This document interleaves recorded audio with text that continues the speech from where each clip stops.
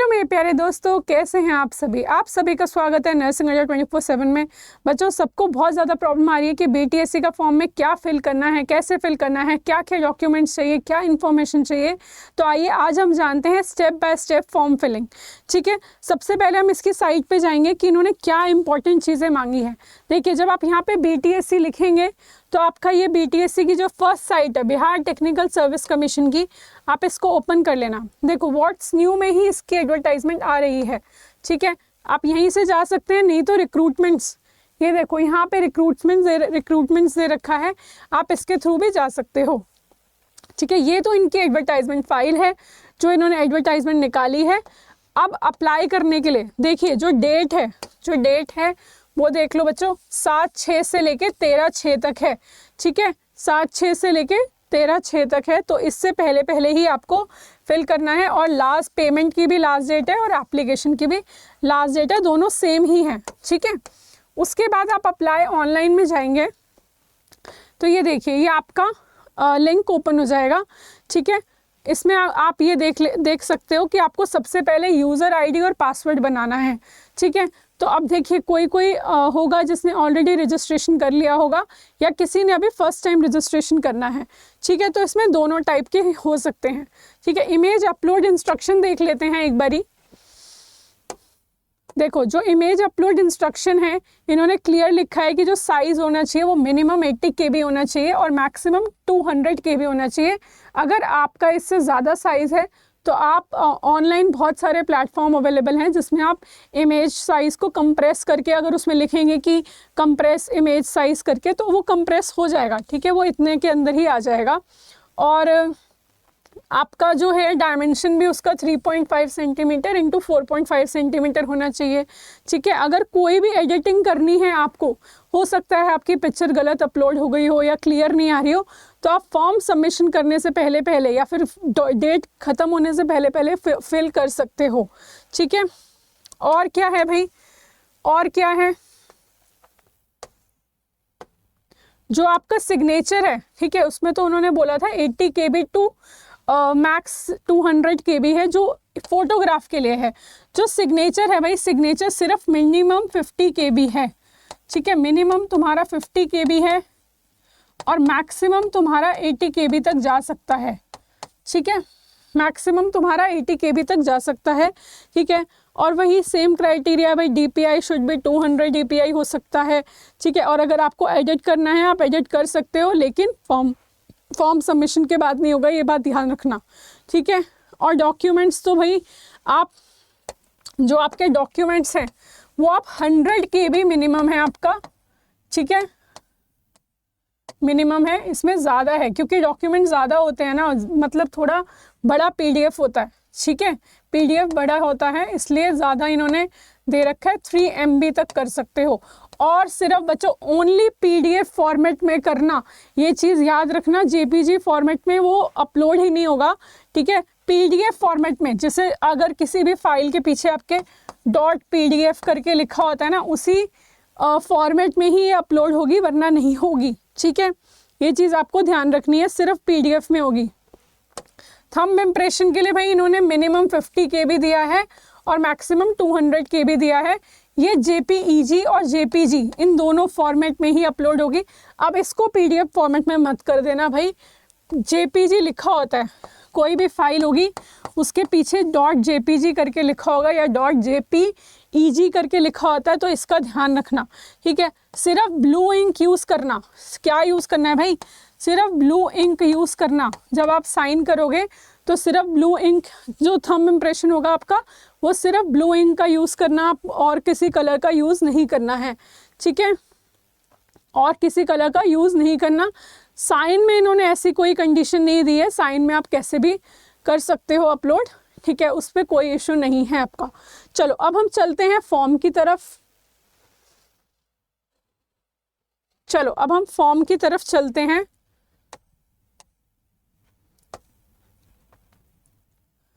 तो देखो, अब कुछ लोग होंगे जो ऑलरेडी रजिस्टर्ड होंगे, तो जब वो ये ओपन करेंगे लिंक, तो आपको अपना एप्लीकेशन नंबर डालना है और अपना पासवर्ड डाल के आपका फॉर्म ओपन हो जाएगा। लेकिन कुछ लोगों का अभी तक रजिस्ट्रेशन नहीं हुआ होगा, तो उन्हें क्या करना है वो देख लेते हैं।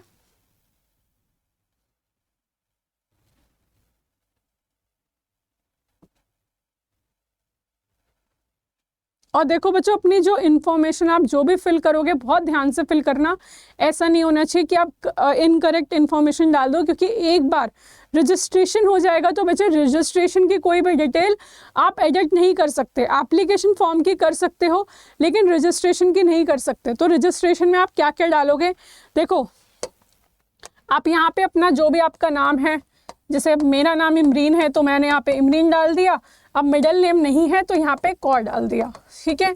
आप ऐसे अपना भी, अगर आपका मिडिल नेम है तो आप मिडिल नेम डाल सकते हो और आगे अपना लास्ट नेम डाल सकते हो। आप अपनी डेट ऑफ बर्थ यहाँ पे डाल देना, ठीक है। तो इसमें लिखा आ जाएगा जी भाई आपका लास्ट डेट ऑफ बर्थ का एज क्या है, मतलब 1/8/2025 तक इन्होंने बोला है ना कि एप्लीकेबल हो सकते हैं। तो यहाँ पे आपकी एज लिखी आ जाएगी और जेंडर डाल दोगे यहाँ पे। मोबाइल नंबर, ठीक है, जो आपके मोबाइल नंबर पे OTP आएगा, इसलिए ध्यान से डालना जो मोबाइल आपके पास अभी एट प्रेजेंट जब आप फॉर्म भर रहे हो उस टाइम पे अवेलेबल है वही मोबाइल नंबर इसमें डालना और कंफर्म कर देना, ठीक है। ऑल्टरनेट मोबाइल नंबर दे सकते हो सेफर साइड के लिए, पर जो आपका OTP है वो इसी मोबाइल नंबर पर आएगा बच्चे, इसी मोबाइल नंबर पे आएगा, ये चीज़ याद रखना। तो ये ध्यान रखना है, ठीक है। ईमेल आईडी डालनी है, ईमेल आईडी डालोगे तो इस चीज़ का ध्यान रखना कि इस पे भी OTP आएगा आपका, तो जो एक्टिवेटेड है उसी पे ही डालना। ऐसे नहीं कि कुछ भी डाल दिया और वो बंद पड़ी हुई है। फिर उसके बाद जनरेट OTP करोगे, ठीक है। उसके बाद आपका आ जाएगा भाई यहाँ पे डिक्लेरेशन होता है, ठीक है, कि इसमें इन्होंने यही लिखा है कि भैया जो भी मैंने इसमें इंफॉर्मेशन फिल करी है वो मेरी नॉलेज के अकॉर्डिंग बिल्कुल ट्रू है, ठीक है। बस इसमें इतना ही मेंशन है। फिर आप अपना आप कोड डाल दोगे और वेरीफाई करोगे। अब आगे का फॉर्म मैं आपको PPT फॉर्म में दिखाती हूँ। देखो बच्चों, अब आगे का कैसे है प्रोसेस, देखो यहाँ पे मैंने आपको बता दिया था, अपना नेम लास्ट नेम डाल दोगे, ठीक है। आपकी जो एज है, डेट ऑफ बर्थ हो गई, आपका नंबर हो गया कि आपका नंबर क्या है, ऑल्टरनेट मोबाइल नंबर हो गया। यहाँ पे भी जो भी आप नंबर यहाँ पे XYZ जो भी डालोगे वो सब यहाँ पे भी डालना है, ठीक है। उसके बाद यहाँ पे देखो, यहाँ पे आपका मोबाइल पे एक OTP आएगा और एक ईमेल आईडी पे आएगा, ठीक है। दोनों पे एक एक OTP आएगा। और देखो मैं तुमको एक चीज़ बता देती हूँ कि ईमेल आईडी पे तो तुरंत OTP आ जाता है, लेकिन मोबाइल पे टाइम लेता है, थोड़ा सा 2-4 मिनट लेता है। तो बेसब्रे मत होना कि दोबारा रीसेंड करते रहो, ऐसे मत करना, क्योंकि रीसेंड का ऑप्शन है उसमें। तो रीसेंड तभी करना जब तुम 5-10 मिनट हो चुके हैं, क्योंकि उसके बाद तो OTP भी वैलिडेट नहीं रह जाता, उससे पहले नहीं करना, ठीक है। ध्यान रखना, वेट करना। और जब यहाँ पे OTP डाल दोगे अपना, जो भी नंबर 1 2 3 4 5 डाल दिया तुमने यहाँ पे, उसको वैलिडेट करोगे तो ये वैलिडेट हो जाएगा। लेकिन वैलिडेट ज़रूर करना है वरना वो सबमिट नहीं होगा और फिर तुम्हें दोबारा से OTP डालना पड़ेगा। और सेम फॉर ईमेल ऑल्सो, ठीक है। इन केस आपके पास OTP नहीं आता या फिर आपने गलत डाल दिया, कुछ भी हो गया, तो रीसेंड कर सकते हो आप, ठीक है। उसके बाद बेटा यहाँ पे आप वही डिक्लेरेशन आ गया अपना, ये आपने यहाँ पे वो डाल दोगे जो कोड है, कोड आके फिर यहाँ पे क्या है, देखो री-वेरीफाई का एक ऑप्शन है, ठीक है। यहाँ पे उन्होंने री-वेरीफाई का एक ऑप्शन दिया है। इसमें क्या है, चलो मैं आपको बताती हूँ। देखो इसमें ये तुमसे टिक करवाएगा, ये देखो डबल कंफर्मेशन करवा रहा है तुमसे, ठीक है, ताकि तुम गलती ना करो। इसमें तुम्हारा वही फर्स्ट नेम जो तुमने डाला था, लास्ट नेम जो तुमने डाला था, और इसमें ये भी पूछा है क्या तुमने कभी अपना नाम चेंज कराया। जैसे कुछ लोग हैं जो शादी से पहले उनका अलग नाम होता है, शादी के बाद अलग हो जाता है, ठीक है। कुछ लोग कास्ट चेंज कर लेते हैं। तो अगर आपका ऐसा कुछ भी है, ठीक है, तो आपको यहाँ पे उस अकॉर्डिंग टिक करना है, ठीक है। इसमें मैं आपको पीछे दिखा देती हूँ एक बारी, ये वाला ऑप्शन, ठीक है। इसमें देखो यहाँ पे दिया है, have you ever change name, ठीक है, आफ्टर मेट्रिकुलेशन। आफ्टर मेट्रिकुलेशन मतलब 10th के बाद, क्योंकि हमारा जनरली 10th का ही डेट ऑफ बर्थ और 10th की ही जो आपका नेम है वो सब जगह चलता है। तो अगर आपने किया है तो आप येस पे क्लिक कर देना, और जो अब आपका नाम है, जो प्रीवियस नेम है, उसके अकॉर्डिंग आप कर लेना, ठीक है। चलो उसके बाद री-वेरीफाई में आप ये सब री-वेरीफाई कर दोगे, आपका date of birth, gender, mobile number, email ID और ऑल्टरनेट मोबाइल नंबर। भैया इसमें ये पूरी डिटेल देगा यहाँ पे, ठीक है। ये मैंने हाइड करी हुई है, ये यहाँ पे पूरी डिटेल देता है, और आप इस पर क्लिक करते जाओगे तो इस पर टिक टिक ऐसे आता जाएगा, ठीक है। उसके बाद फिर आपको फिर आपको सबमिट कर देना है। ठीक है, यहाँ पे वो आपको एप्लीकेंट्स की डिटेल्स दिखा देगा कि आपने क्या क्या फिल करी थी और ये सबमिट हो चुका है। ठीक है, फिर देखो, फिर आप क्या कर सकते हैं। देखो, एक बार ये जब आपका ये रजिस्ट्रेशन जो हो गया, आपका सबमिट हो गया, उसके बाद या तो आप साइन आउट कर लो, ठीक है, आपकी चॉइस है, या फिर आप आगे कंटिन्यू अपना फॉर्म फिल कर सकते हो। तो वहाँ पे ऑप्शन आएगा एप्लीकेशन फॉर्म करके, ठीक है, गो टू एप्लीकेशन फॉर्म, याद रखना क्या लिखा आएगा कि गो टू एप्लीकेशन फॉर्म लिखा आएगा। तो उस पर क्लिक करोगे तो ये फॉर्म, आपका जो एप्लीकेशन फॉर्म है, ये अब ओपन हो गया। ठीक है, आपका रजिस्ट्रेशन कंप्लीट हो गया है, आपका ऐसे रजिस्ट्रेशन नंबर आ जाएगा, आपका रजिस्ट्रेशन कंप्लीट हो गया। ठीक है, अब आपका एप्लीकेंट फॉर्म ओपन हो गया है। तो यहीं आप सेम आ जाएगा, आप अपना यहाँ पे नाम डाल दोगे, ठीक है, अपना मिडिल नेम डाल दोगे, आपका लास्ट नेम डाल दोगे, ठीक है, डेट ऑफ बर्थ और ये किस अकॉर्डिंग है, ठीक है, और भैया आपने कभी नाम बदला है नहीं, ये वैसे ऑटो फिल आएगा। ठीक है, तो टेंशन मत लेना कि ये ऑटो फिल आएगा, क्योंकि जो आपने पीछे इन्फॉर्मेशन फिल करी थी ना, ये ऑटो फिल होकर आएगा, तो आपको भरने की ज़रूरत भी नहीं होगी। बस एक बार चेक कर लेना कि अपनी डिटेल कि भैया सही भरी हुई है नहीं। चलो, अब मैरिटल स्टेटस भी इसमें फिल आएगा। ठीक है, नहीं, मैरिटल स्टेटस आपको फिल करना है, तो मैरिड हो अनमैरिड हो जो भी है आपका, जो भी मैरिटल स्टेटस है, जो आपका रिलीजन है वो, फादर्स नेम, ईमेल आईडी, ठीक है, और मोबाइल नंबर और आपका मदर्स नेम। ठीक है, ये जो मोबाइल नंबर ईमेल आईडी है ये प्री फिल्ड आएंगे आपके। ठीक है, अगर नहीं फिल हो रखा होगा, बाई चांस कोई ग्लिच हो जाता है तो फिल कर देना कि भाई मैम ने तो बोला था प्री फिल्ड आएंगे, हम क्यों दोबारा भरें, ऐसा नहीं है, इसको फिल कर देना। ठीक है, उसके बाद क्या आता है भाई, उसके बाद वो पोस्ट नेम पूछेगा, ठीक है, और एडवर्टाइजमेंट नंबर पूछेगा। तो आप जब पोस्ट नेम पे एक ही, क्योंकि एक ही ऑप्शन आएगा उसमें स्टाफ नर्स का, तो जब आप उस पर क्लिक करोगे तो ये ऑटोमेटिकली फिल हो जाएगा, आपको करने की ज़रूरत नहीं है। ठीक है, उसके बाद आपसे नेशनैलिटी इंडियन है आप या फिर कहाँ से हैं भाई, ठीक है, और डोमिसाइल है बिहार के या फिर नहीं है। अगर आप डोमिसाइल हैं तो आपको येस करना है, अगर आप अदर स्टेट से हैं तो आपको लिखना है कि भैया आप कहाँ से हैं। ठीक है, और देखो मेरी बात ध्यान से सुन लो, सबको बहुत कन्फ्यूजन होती है कि अगर हम अदर स्टेट से हैं तो हम कैटेगरी में आएंगे या नहीं आएंगे, या जनरल में आएंगे क्या। बिल्कुल भैया, आप जनरल में आएंगे। ठीक है, तो जब आप यहाँ पे नो करोगे, ठीक है, और यहाँ पे दिल्ली एनसीआर मैंने जैसे डाला है, ठीक है, फॉर एग्जांपल, तो यहाँ पे ऑटोमेटिकली वो आपको एक ही ऑप्शन दिखाएगा जो कि जनरल का होगा। ठीक है, तो घबराना मत कि हमारी कैटेगरी इसमें नहीं आ रही, क्योंकि अदर स्टेट वाले जनरल में ही काउंट होंगे। ठीक है, उसके बाद हम नेक्स्ट चलते हैं। यहाँ पे देखो बच्चे, एक चीज़ है, डोमिसाइल सर्टिफिकेट डालना पड़ेगा आपको। ठीक है, जो भी अथॉरिटी से आपको डोमिसाइल सर्टिफिकेट, जिस स्टेट में आप हैं, ठीक है, ऐसा नहीं कि आपको बिहार का ही चाहिए, जिस स्टेट में भी आप हैं आप उसका डोमिसाइल सर्टिफिकेट इसमें डाल सकते हैं।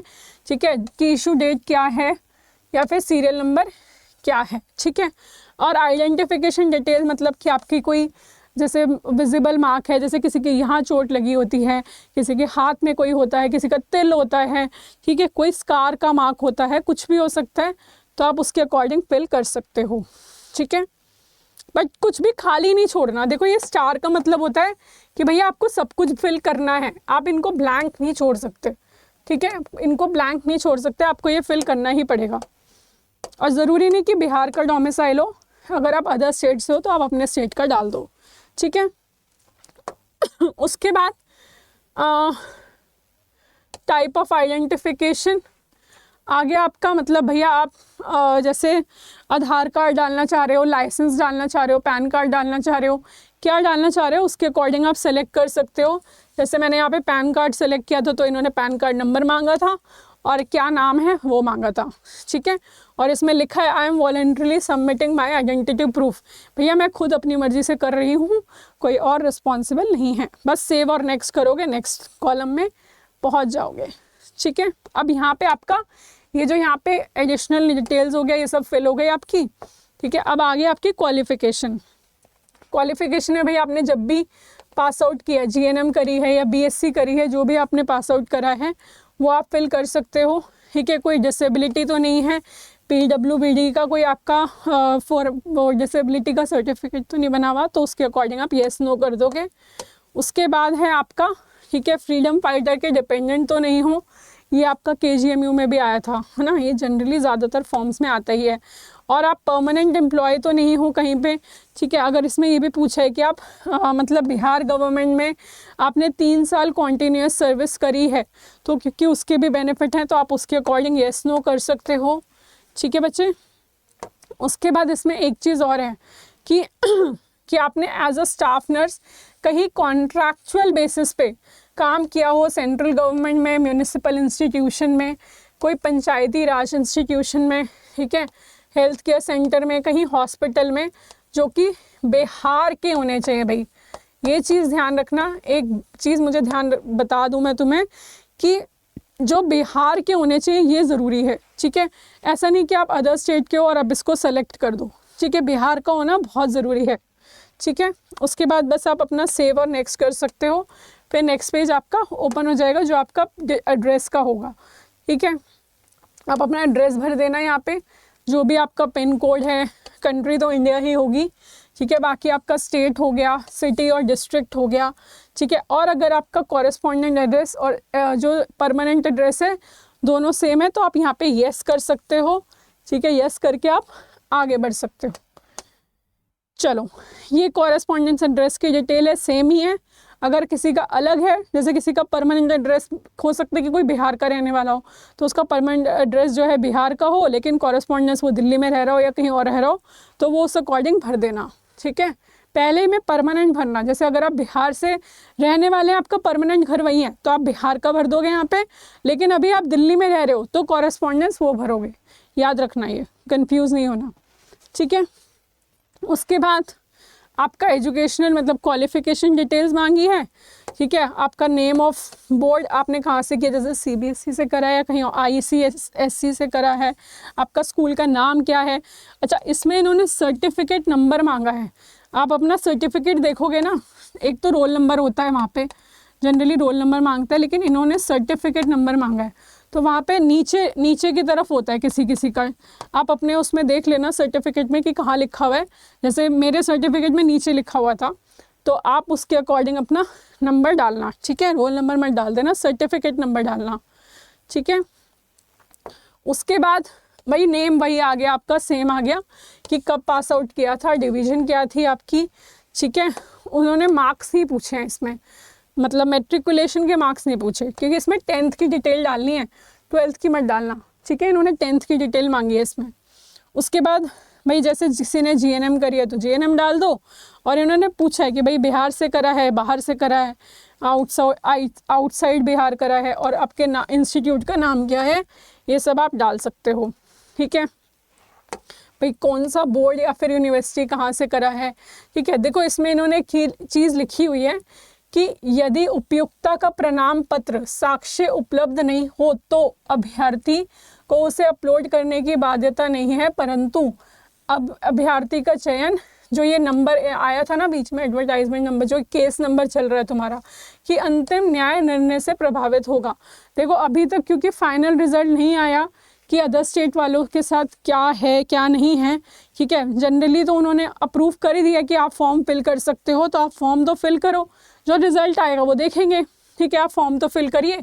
अगर पॉजिटिव रिजल्ट आया और आपने फॉर्म ही नहीं फिल किया तो आप क्या करोगे फिर, ठीक है। तो इन्होंने ये चीज़ यहाँ पे क्लियरली मेंशन करी है, ठीक है। परसेंटेज ऑफ मार्क्स, जो भी आपकी परसेंटेज है, ठीक है, जैसे किसी की 78 है या कुछ भी है, तो यहाँ पे आप परसेंटेज डालोगे, आपने कितने मार्क्स मिले थे आपको, ठीक है, और टोटल मार्क्स कितने थे, मतलब मैक्सिमम मार्क्स कितने थे, और ये है कि आपने ऑब्टेन कितने करे हैं, मतलब आपको मिले कितने थे। जैसे किसी को 100 में से 200 में से 100 मिले हैं, ऐसे करके हो गया, ठीक है।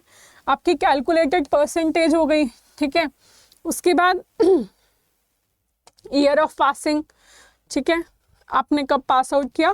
इसमें भी देखो इन्होंने सर्टिफिकेट नंबर ही मांगा है, ये आपको ध्यान रखना है भाई, सर्टिफिकेट नंबर ही मांगा है कि इशू डेट, ठीक है। जैसे किसी के पास डिग्री होती है, BSc की जैसे डिग्री होती है तो उसमें इशू डेट लिखी होती है, डिप्लोमा में भी लिखी होती है, और डिवीज़न क्या रही है, फर्स्ट सेकंड थर्ड कौन सी डिवीज़न रही है, ठीक है।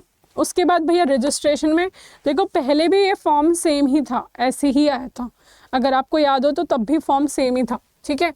अब बट तब ये प्रॉब्लम आ रही थी कि जब हम नो पे क्लिक कर रहे थे तो फॉर्म आगे नहीं बढ़ रहा था, लेकिन अब ऐसी कोई इशू नहीं है। आप नो पे क्लिक करोगे, अब अपना यहाँ पे परमानेंट डाल देना।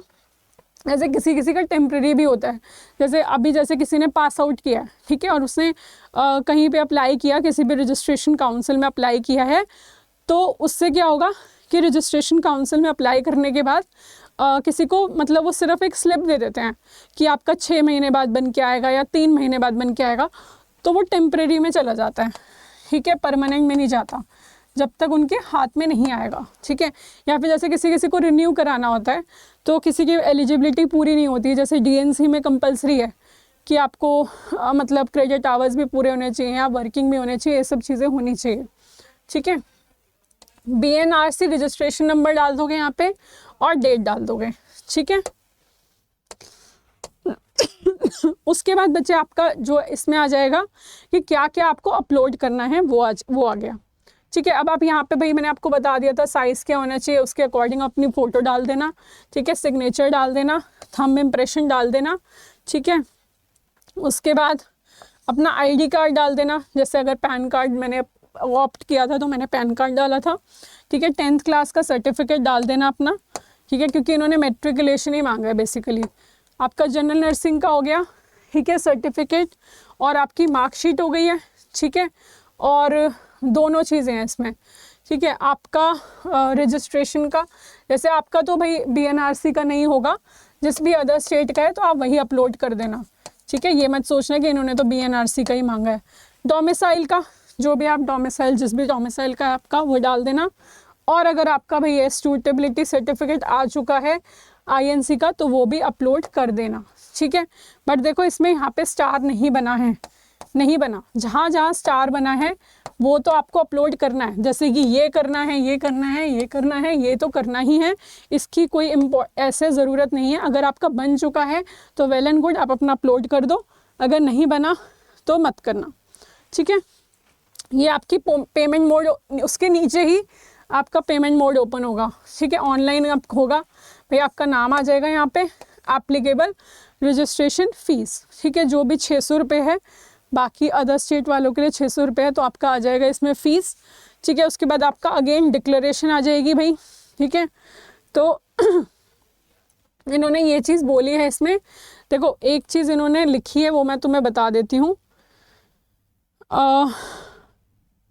एक तो आप ये ज़रूर करना भैया, इनकम्प्लीट नहीं होना चाहिए, आपका फ़ोटो और ये सब चीज़ें होनी चाहिए, फ़ी अच्छे से पे हो जाए, ध्यान रखना कि ऐसा ना फ़ीस ही नहीं पे हो रखी है, ठीक है। एक चीज़ देखो, एक चीज़ ध्यान रखना है इसमें कि जो फीमेल कैंडिडेट हैं, ठीक है, तो अगर देखो जैसे ऐसा होता है कि शादी से पहले कोई SC ST था, ठीक है, लेकिन शादी उसकी हो गई भाई जनरल में, तो जो उसके पेरेंट्स हैं, ठीक है, जो पेरेंट्स की साइड से, मतलब जो स्पेशली फादर की साइड से है भाई, वही उसकी कास्ट चलेगी, ठीक है, ये ध्यान रखना, हस्बैंड वाली नहीं चलेगी, ठीक है, जो फादर की है वही चलेगी, ये नहीं चलेगी, ठीक है। और समझ लो कि भाई फादर जो थे वो जनरल से थे, ठीक है, अनरिजर्व था, लेकिन जो हस्बैंड है वो कैटेगरी से हैं, ठीक है, तो ये नहीं चलेगा, ये ध्यान रखना, ये नहीं चलेगा, ये वाला ही आपका अनरिजर्व में ही माना जाएगा, ठीक है, ये ध्यान रखना,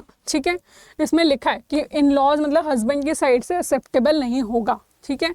और reservation under different categories only for the candidate of state domicile, ठीक है, जो स्टेट डोमिसाइल के हैं उन्हीं का ही रिजर्वेशन माना जाएगा। ये तो मैंने आपको स्टार्टिंग में बता दिया था कि जो अदर स्टेट वाले हैं वो अनरिजर्व में ही आएंगे।